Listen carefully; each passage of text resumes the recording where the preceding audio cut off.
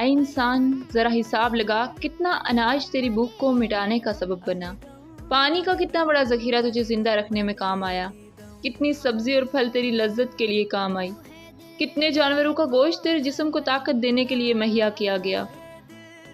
اللہ رازق کی سسیم پلاننگ پر غور کریں کہ اس ذات باری تعالیٰ نے ہر انسان کے لیے ضرورت، حالات، وقت اور عمر کے مطابق رزق کا انتظام کیا۔ اگر ہر روز ایک مخصوص حصہ ملنے کے بجائے ساری عمر کا رزق اس کے حوالے کر دیا جاتا کہ اس کو خود ہی سنبھالو اور دنوں میں تقسیم کر لو، تو اے انسان تیرا کیا خیال ہے؟ اس رزق کی حفاظت اور تقسیم تیرے لیے آسان تھی؟